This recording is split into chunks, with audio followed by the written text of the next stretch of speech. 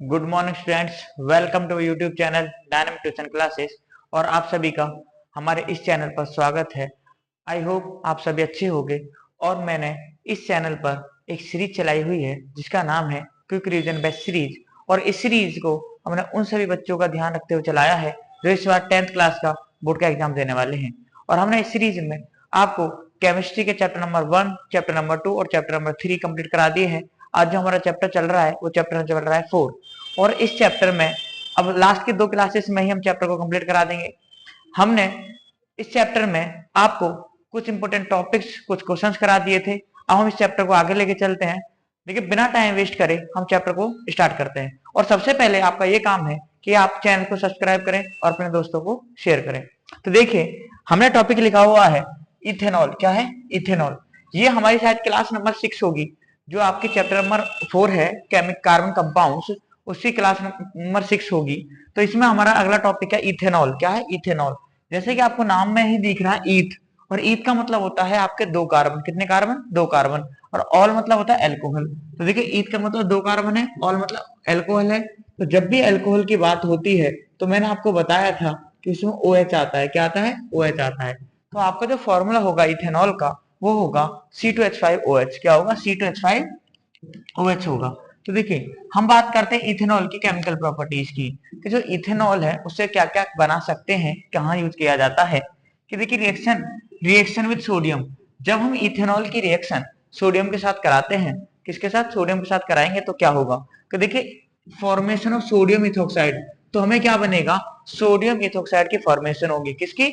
Sodium ethoxide की formation होगी। और हाइड्रोजन गैस निकलेगी। क्या निकलेगी? हाइड्रोजन गैस निकलेगी। आप जब भी इथेनॉल को सोडियम के साथ रिएक्ट कराते हो तो आपको मिलेगा सोडियम इथोक्साइड। क्या मिलेगा? Sodium ethoxide. और हाइड्रोजन गैस निकलेगी। क्या निकलेगी? हाइड्रोजन गैस निकलेगी। जैसे आपको देखिए, क्या C2H5 को हम ये भी तो लिख सकते हैं CH3CH2OH, क्योंकि देखिए C2 मतलब 2 C है, ये क्या आपके 5 हाइड्रोजन है और एक OH हो गया। इसके हमने 2 मॉलिक्यूल लिए। जब हम इथेनॉल के 2 मॉलिक्यूल लेते हैं और 2 मॉलिक्यूल सोडियम से रिएक्ट कराते हैं तो आपका क्या बनेगा? आपके तो हाइड्रोजन निकलेंगे और आपका बनेगा सोडियम इथेनोएट। क्या बनेगा? Sodium ethoxide, sorry sodium ethoxide. ठीक है। देखिए, अब क्या होगा? ये से बना CH3CH2, CH3CH2, और यहां से आपका क्या बनेगा?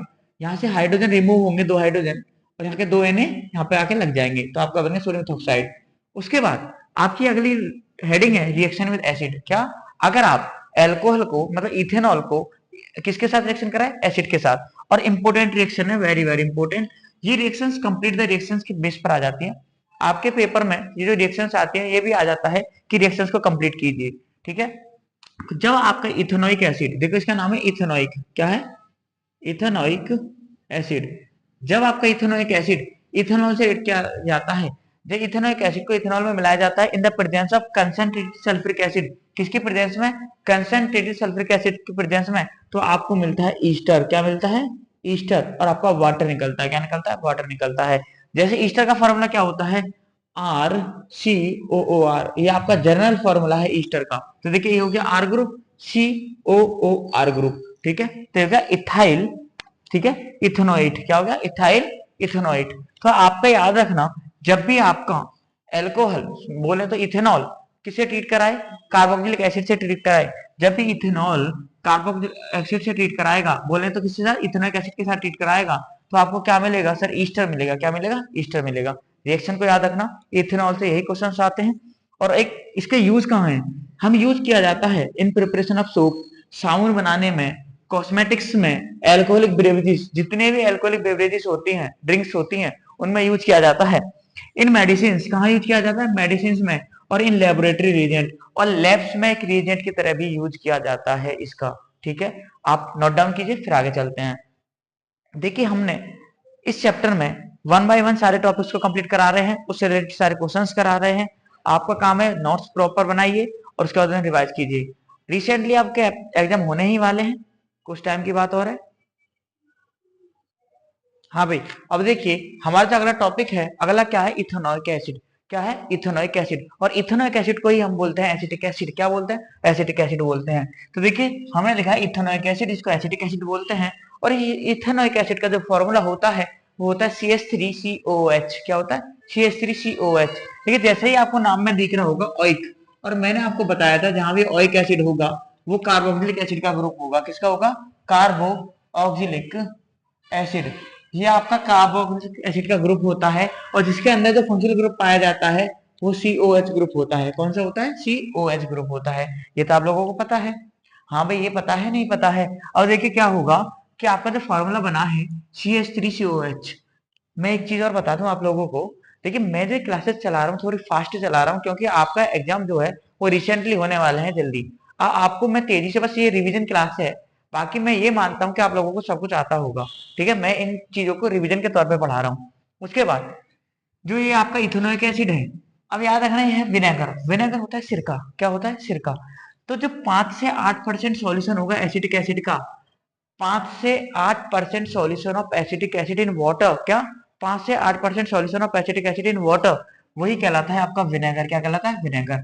उसके बाद जो प्योर एसिटिक एसिड होता है उसको बोलते हैं ग्लेशियल एसिटिक एसिड। याद रखना, प्योर एसिटिक एसिड जो होता है उसको बोलते हैं ग्लेशियल एसिटिक एसिड। क्या बोलते हैं? Glacial acetic acid. उसके बाद हम बात करते हैं इथेनोइक एसिड की केमिकल प्रॉपर्टीज की। इथेनोइक एसिड की केमिकल प्रॉपर्टीज के बारे में बात करते हैं तो क्या होगा? पहली रिएक्शन है हमारी रिएक्शन विद सोडियम कार्बोनेट। किसके साथ है? Reaction with sodium carbonate. और सोडियम कार्बोनेट क्या होता है? Na2CO3। क्या होता है? Na2CO3। तो जब हमने इथेनोइक एसिड को, किसको? इथेनोइक एसिड को सोडियम कार्बोनेट के साथ रिएक्शन कराया, और हमने इसके कितने मॉलिक्यूल लिए? 2 मॉलिक्यूल लिए, तो हमें क्या बना? सोडियम इथेनोइड बना। क्या बना? सोडियम इथेनोइड। ये है आपका सोडियम इथेनोइड, और आपका वाटर और CO2 निकल गया। तो याद रखना, आपको एक सोडियम का सॉल्ट मिला जिसको कहते हैं सोडियम इथेनोइड कहते हैं। क्या कहते हैं? सोडियम इथेनोइड। सिमिलरली अगली रिएक्शन ये है, अगर आप इसे रिएक्शन कराते हो सोडियम हाइड्रोजन कार्बोनेट के साथ, किसके साथ? सोडियम हाइड्रोजन कार्बोनेट के साथ, मतलब NaHCO3 के साथ, तो क्या बनता है? तो बिल्कुल सेम कंपाउंड रिएक्टेंट से कंपाउंड क्या बनता है? सेम प्रोडक्ट बनता है। जैसे इसे इथेनोइक एसिड, ये sodium bicarbonate, it's ethanoic acid, it's sodium bicarbonate. आपका क्या बनेगा? वही बनेगा सोडियम इथेनोइट। क्या बनेगा? Sodium ethanoate.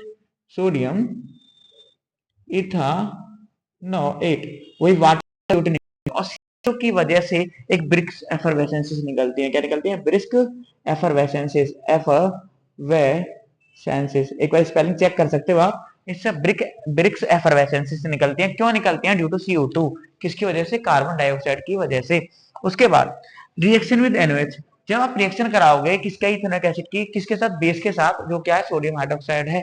क्या है? Sodium hydroxide. और क्या होगा जब आप इथेनोइक एसिड लोगे, CH3COH लोगे और NOH लोगे, तो सिमिलरली क्या होगा? देखिए यहाँ का H और यहाँ का ये OH, ये निकल जाएगा, H और OH, वाटर निकल जाएगा, और CH3COO और ये Na लग जाएगा, वो भी बन जाएगा क्या? सोडियम इथेनोइड। क्या बन जाएगा? सोडियम इथेनोइड। तो सेम कंपाउंड बन जाएगा सोडियम इथेनोइड। तो देखिए पहले हमने किससे रिएक्शन कराई? सोडियम कार्बोनेट से, फिर कराए सोडियम बाइकार्बोनेट से, और फिर किसके साथ कराए? सोडियम हाइड्रोक्साइड के साथ, मतलब NOH के साथ कराई।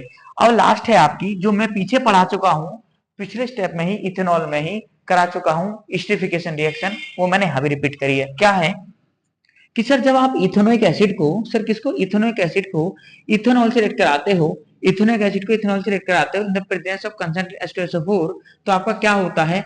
आपका मिलता है सर क्या? ये बोलता है आपका CH3CO C2H5, जिसको बोलते हैं ईस्टर। क्या बोलते हैं? ईस्टर। आपको मिलता है ईस्टर, और वाटर बाहर निकल जाता है। क्या निकल जाता है? वाटर बाहर। एक और चीज, इस क्वेश्चन में आपसे ये भी पूछ लिया जाता है कि बताइए कि सर इस H2SO4 का क्या काम है? एस्टरिफिकेशन में जो आप कंसंट्रेटेड H2SO4 यूज कर रहे हो उसका काम क्या है? तो याद रखना सर, ये एक डिहाइड्रेटिंग एजेंट है। क्या है? डिहाइड्रेटिंग एजेंट है। और सर डिहाइड्रेटिंग एजेंट का काम क्या होता है? पानी को रिमूव कराना, वाटर को क्या कराना? रिमूव कराना। ठीक है, तो ये चीज आपको ध्यान रखनी है कि आपकी एस्टरिफिकेशन वाली रिएक्शन में जो H2SO4 होता है उसका काम है डिहाइड्रेशन कराना। क्या कराना? डिहाइड्रेशन कराना। ठीक है, नोट डाउन कीजिए, फिर आगे चलते हैं। हमारा लास्ट टॉपिक रह जाएगा, उसको कंटिन्यू करते हैं। आप नोट डाउन कीजिए। ठीक है, प्रॉपर नोट्स बनाते रहना भाई। और देखो नोट्स बनाने से ही काम नहीं चलेगा, आपको रिवीजन जरूर करना है। अभी आपका लास्ट टाइम चल रहा है, और लास्ट टाइम में तो आपको तो ये समझ लीजिए सोने पे सुहागा है ये क्लास। ठीक है, आई थिंक नोट डाउन कर लिया होगा, फिर आगे चलते हैं। हाँ भाई, देखिए आपको अगर मैं बता दूं क्या कि आपका अगला जो टॉपिक है वो है सोप एंड डिटर्जेंट। क्या है सोप और डिटर्जेंट? देखिए जैसा कि आपको पता है सोप का मतलब होता है साबुन और डिटर्जेंट का मतलब होता है सरफ। क्या होता है? सरफ। अब क्या होगा कि देखिए सोप जो होता है एक सोडियम और पोटेशियम का सॉल्ट होता है। सोप क्या होता है? सोडियम और पोटेशियम का सॉल्ट होता है ऑफ लॉन्ग कार्बोक्सिलिक चेन। मतलब जो सोप है एक सोडियम हो या पोटेशियम का सॉल्ट होता है किसका? कार्बोक्सिलिक चेन का। क्योंकि आपको पता है कि कार्बोक्सिलिक चेन में भी COH ग्रुप होता है। इस हाइड्रोजन को रिप्लेस होने के बाद क्या आ जाता है? Na आ जाता है। क्या आ जाता है? Na। अगर पोटेशियम होगा तब पोटेशियम आ जाता है। ठीक है, तो देखिए याद रखना, तो सोप के दो सॉल्ट होते हैं, एक होता है सोडियम सेटिरेट, एक होता है सोडियम पाल्मिटेट। क्या होता है? सोडियम सेटिरेट और सोडियम पाल्मिटेट। जो C17H35 COONA इसको कहते हैं सोडियम सेटिरेट। क्या कहते हैं? सोडियम सेटिरेट। और ये है आपका सोडियम पाल्मिटेट। क्या है? Sodium palmitate. देखिए ये आपका है सोडियम सेटिरेट, ये सोडियम पाल्मिटेट। आप कहोगे सर हम याद कैसे रखेंगे? देखिए आपको दिख रहा होगा कि आपका देखिए दोनों फॉर्मूलों में COONA इधर भी है और आपका CONA इधर भी है। चेंजेस कहाँ है? यहाँ कार्बन और हाइड्रोजन पर, कार्बन और हाइड्रोजन पर। तो देखिए जैसे सोडियम सेटिरेट में अगर हिंदी में बोलूं 17, 17 को S से आता है 17 और सेटिरेट भी S से आ रहा है तो C17। सेटिरेट में 17 आएगा। अब 15 जो आता है P से आता है 15, P से 15 तो पाल्मिटेट में 15 आएगा। कितना आएगा? 15। और हाइड्रोजन कैसे होंगे? इसका दुगुना करके एक ऐड कर दिए, 17 टू 34 और 34 और 1 35। ठीक है, तो इसका दुगुना करके एक कर दीजिए हाइड्रोजन, ऐसे इसका भी दुगुना करके एक कर दीजिए, ये 31 हो जाएंगे। तो ये आपके फॉर्मूले होते हैं सोडियम सेटिरेट और पाल्मिटेट के। उसके बाद एल्कलाइन हाइड्रोलिसिस ऑफ ईस्टर। आप अगर ईस्टर का एल्कलाइन हाइड्रोलिसिस कराते हो, क्या कराते हो? एल्कलाइन हाइड्रोलिसिस कराते हो। एल्कलाइन मतलब होता है बेसिक में, तो आपको मिलता है क्या होता है? एक प्रोसेस होता है उसको कहते हैं सेपोनिफिकेशन। क्या कहते हैं? सेपोनिफिकेशन। इसका मतलब ये है कि आपसे रिएक्शन पूछ जाएगी व्हाट इज सेपोनिफिकेशन। मैं एक नॉर्मली बता देता हूँ आप लोगों को। सेपोनिफिकेशन जो होता है वो ईस्टरिफिकेशन का रिवर्सेबल होता है। क्या होता है? रिवर्सेबल होता है। देखिए क्या होगा जब आपने ईस्टर लिया, क्या लिया? ईस्टर। देखिए CH3COO C2H5, इससे ईस्टर मतलब आपको पता है RCOOR जो होता है ईस्टर होता है। तो जब आपने ये लिया ईस्टर और उसको बेस के साथ रिएक्शन करा दिया तो आपका बनेगा सोडियम सॉल्ट। क्या बनेगा? Sodium salt. अब ये जो बना उसके बाद आपको बना एल्कोहल जो होगा इथेनॉल। क्या हो गया? इथेनॉल। ये जो रिएक्शन यूज करी जाती है इसको यूज किया जाता है साबुन बनाने के लिए। क्या बनाने के लिए? साबुन बनाने के लिए। ये रिएक्शन है सेपोनिफिकेशन की। किसकी? सेपोनिफिकेशन का। ये ध्यान रखना कि जब आप ईस्टर को किसी बेस के साथ रिएक्शन कराते हो सोडियम बेस के साथ तो आपको सोडियम का सॉल्ट मिलता है। ठीक है, और आपका एल्कोहल मिलता है जिसको इथेनॉल कहते हैं। उसके बाद soap are effective only in soft water. देखिए जो सोप होता है वो इफेक्टिव होता है ओनली सॉफ्ट वाटर में। किसमें? सॉफ्ट वाटर में। लेकिन अगर मैं डिटर्जेंट की बात करूं, किसकी बात करूं? सरफ की बात करूं। डिटर्जेंट आर अमोनियम और सल्फेट सॉल्ट। जो डिटर्जेंट होता है वो अमोनियम का भी सॉल्ट होता है और सल्फेट का भी सॉल्ट होता है ऑफ लॉन्ग कार्बोक्सिलिक चेन। इसका मतलब क्या है? डिटर्जेंट में आपके पास सल्फेट का सॉल्ट होता है। किसका सॉल्ट होता है? सल्फेट का सॉल्ट होता है। तो डिटर्जेंट जो होता है वो इफेक्टिव होता है in both hard and soft water. इसका मतलब जो डिटर्जेंट है उसे हम यूज कर सकते हैं हार्ड में भी और सॉफ्ट वाटर में भी। ये इंपॉर्टेंट पॉइंट्स हैं, नोट डाउन कीजिए फिर आगे चलते हैं। देखिए भाई आगे क्या है? आगे ये है कि जो सोप मॉलिक्यूल होता है हमारा, क्या होता है? सोप का मॉलिक्यूल होता है उसमें दो पार्ट होते हैं। एक आयनिक पार्ट होता है जिसको हाइड्रोफिलिक कहते हैं, एक आयनिक पार्ट होता है जिसको हाइड्रोफिलिक कहते हैं। एक क्या होता है? लॉन्ग हाइड्रोकार्बन पार्ट होता है जिसको हाइड्रोफोबिक कहते हैं। क्या कहते हैं? हाइड्रोफोबिक कहते हैं। एक हाइड्रोफिलिक होता है, एक हाइड्रोफोबिक होता है। मतलब एक वाटर को रिपेल करने वाला होता है, एक वाटर को अट्रैक्ट करने वाला होता है। तो देखिए जो हाइड्रोफिलिक एंड है वो इस तरह से ये सोप का मॉलिक्यूल है। ठीक है, साबुन का मॉलिक्यूल है, उसका स्ट्रक्चर बना गया है। ये हाइड्रोफोबिक पार्ट है जो ऐसे टेल सी जा रही है, इसका ये हेड है। क्या है? ये टेल है, ये हेड है, और आपका ये स्ट्रक्चर बना दिया। अब देखिए हम पढ़ेंगे क्या? Cleaning action of soap. क्या पढ़ेंगे? Cleaning action of soap. इसको पढ़ने के बाद हम अपने चैप्टर को कंप्लीट करेंगे और उससे रिलेटेड कुछ क्वेश्चंस करेंगे। ठीक है, जल्दी नोट डाउन कीजिए इसे, क्योंकि हमारे बोर्ड में स्पेस कम है, इस वजह से हम पहले से नोट डाउन कीजिए आप लोग।